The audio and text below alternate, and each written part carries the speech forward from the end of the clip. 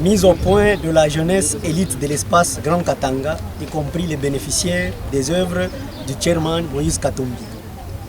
Nous avons appris avec indignation les dépôts par un député national à la solde d'un sujet étranger d'une proposition de loi rétrograde, discriminatoire et liberticide, dont le seul objectif est de diviser la population congolaise en la contraignant à une discrimination outrageante et aussi d'écarter notre leader, le chairman Moïse Katumbi Chapwe, de la course à la présidentielle de 2023.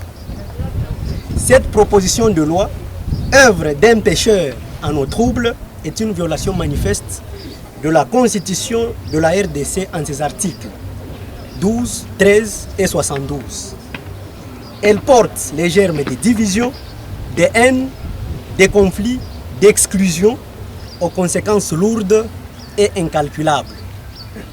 Par conséquent, nous en appelons à l'Assemblée nationale, temple et symbole de notre démocratie, de n'accorder aucune attention à des élucubrations qui s'attaquent délibérément aux principes même qui fondent la légitimité des institutions républicaines. Nous mettons en garde tous les tireurs de ficelles qui nourrissent l'espoir de profiter du crime d'un forcené déterminé à plonger le pays dans un chaos.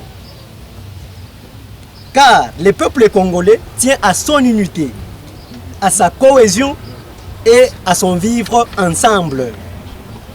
L'affaiblissement délibéré de l'État par des lois stupides ne passera jamais.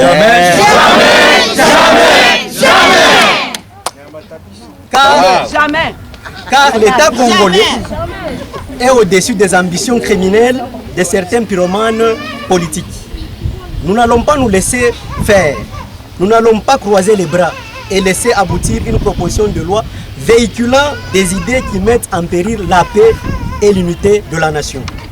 Par ailleurs, nous rappelons aux esprits mal intentionnés que le Haut-Katanga, terre d'hospitalité légendaire, fait partie intégrale de la RDC et que ses fils et filles n'entendent pas céder un seul millimètre de leurs droits et libertés.